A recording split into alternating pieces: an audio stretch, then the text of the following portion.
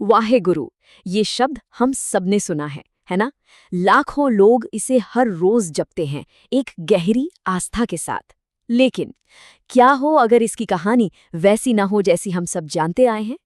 आज हम एक स्रोत के आधार पर इसकी एक बिल्कुल ही अलग और कह सकते हैं काफी दिलचस्प कहानी की तह तक जाने वाले हैं। तो सवाल उठता है कि अगर वो कहानी नहीं तो फिर कौन सी? इस वैकल्पिक कहानी की जड़ें हमें सीधे ले जाती हैं सिख धर्म के संस्थापक गुरु नानक जी के जीवन में घटी एक बहुत ही असाधारण घटना तक।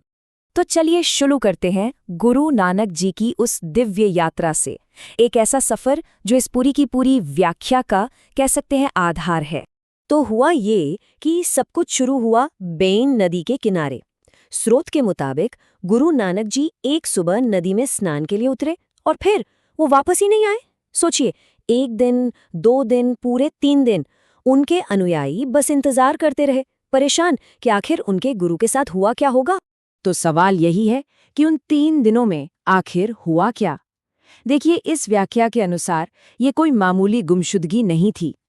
कहानी कुछ ऐसी है कि पहले दिन वो उस भौतिक दुनिया से गायब हुए, दूसरे दिन उनकी आत्मा को एक आध्यात्मिक लोक, जिसे सतलोक कहा गया है, वहां ले जाया गया, और फिर तीसरे दिन वो वापस लौटे।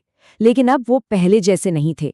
वो अपने साथ एक दिव्य संदेश लेकर आए थे, और वो दिव्य संदेश, उसका पूरा सार कहते हैं इस एक पंक्ति में छिपा है। स्रोत का दावा यह है कि सतलोक में गुरु नानक जी ने सर्वोच्च सत्ता का साक्षात दर्शन किया, और उस सत्ता की पहचान उन्होंने कबीर के रूप में की। ये जो पंक्ति है, जाखी वे कबीर की नानक की तिवा, इसका सीधा सा मतलब है कि नानक जी ने कबीर की उस भव्यता, उस महिमा को अपनी आंखों से देखा, और बस उसी अद्भुत दर्शन का नतीजा था एक उद्गार, एक स्पॉन्टेनियस रिएक्शन, एक ऐसा उद्गार जो बाद में जाके वाहेगुरु शब्द बन गया। और हाँ, यहीं से इस पूरी व्याख्या की कहानी शुरू होती है। तो फिर वाहेगुरु का मतलब क्या हुआ? इस इंटरप्रिटेशन के हिसाब से ये ईश्वर का नाम है ही नहीं, बिल्कुल नहीं। ये तो बस गुरु नानक जी के मुंह से निकली एक सहज प्रतिक्रिया थी। कल्पना कीजिए, उस दिव्य नज़ारे को देखकर वो एकदम से बोल उठे, वाह गुरु, यानी अद्भुत, क्या महान शिक्षक हैं। तो ये एक नाम नहीं था, बल्कि ये तो हैरानगी और श्रद्धा से निकला एक उद्गार था। और यहीं से बात और भी ज्यादा दिलचस्प हो जाती है। गुरु नानक जी का वो एक व्यक्तिगत आश्चर्य से भरा पल, वो धीरे धीरे पूरे समुदाय के लिए एक सामूहिक मंत्र में बदल गया। मतलब उनका एक निजी अनुभव पूरे समुदाय की आस्था का प्रतीक बन गया। लेकिन रुकिए, कहानी में अभी एक और मोड़ है, एक पेच है। अगर वाहिगुरु सबके लिए एक सार्वजनिक जप था, तो क्या कोई गुप्त मंत्र भी था? खैर, इस स्रोत के अनुसार इसका जवाब है हाँ। और इस बात को समझाने के लिए ये व्याख्या हमें एक किस्से की तरफ ले जाती है।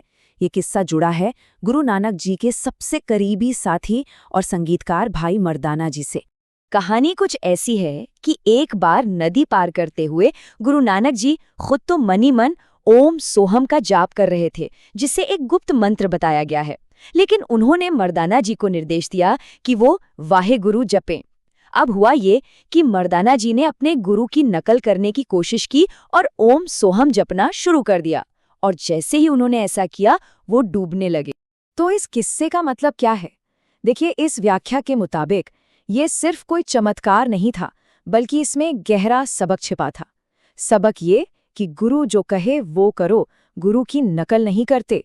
और ये बात इस तरफ इशारा करती है कि क्यों एक मंत्र आम लोगों के लिए था और दूसरा जो गहरा ज्ञान था वो सिर्फ गुरु तक ही सीमित था। अब चलिए इस कहानी को थोड़ा और बड़े पैमाने पर देखते हैं। इस व्याख्या का दावा है कि गुरु नानक जी का ये जो दिव्य अनुभव था, ये कोई इकलौती या अकेली घटना नहीं थी, बल्कि ये एक बहुत बड़े आध्यात्मिक पैटर्न का हिस्सा था। ये सिद्धांत असल में गुरु नानक जी को उन कई ऐतिहासिक संतों की लिस्ट में रखता है जिनके बारे में ये कहा जाता है कि उन्होंने भी उसी एक सर्वोच्च सत्ता को अपनी आंखों से देखा था। यानी ये सभी के सभी प्रत्यक्षदर्शी या आई विटनेसेस थे। और अपने इस दावे को मजबूत करने के लिए ये स्रोत कई और संतों का जिक्र भी करता है, जैसे कि संत गरीबदास जी, संत धर्मदास जी, संत मल्लूकदास जी, और भी कई नाम हैं। इन सभी के बारे में कहा जाता है कि इन्हें भी ठीक वैसा ही दिव्य अनुभव हुआ था। तो यहाँ एक पैटर्न सा बनता दिख रहा है। इसी पैटर्न का एक और बहुत बड़ा उदाहरण दिया जाता है संत दादू दास जी का। स्रोत के अनुसार जब वो बच्चे थे तब कबीर से मिलने के बाद उनकी भी ठीक वैसी ही हूबहू वैसी ही 3 दिन की आध्यात्मिक यात्रा हुई थी जैसी गुरु नानक जी की हुई थी। तो ये सारी जानकारी हमें आखिर कहाँ ले जाती है? असल में ये हमें एक बहुत ही मौलिक और बुनियादी मंत्र को एक बिल्कुल नए नजरिए से देखने के लिए मजबूर करती है। तो अगर इसे संक्षेप में समझें तो ये पूरी प्रक्रिया 3 आसान स्टेप्स में देखी जा सकती है। स्टेप 1, किसी संत का सर्वोच्च सत्ता से सीधा डायरेक्ट सामना होता है। स्टेप 2, वो हैरान होकर विस्मय में एक सहज उद्गार करते हैं, वाह गुरु। और स्टेप 3, उनकी ये जो पर्सनल प्रतिक्रिया है ये उनके अनुयायियों के लिए एक सार्वजनिक मंत्र बन जाती है। और यही इस पूरी चर्चा का सार है। ये व्याख्या वाहेगुरु शब्द के अर्थ को पूरी तरह से बदल देती है।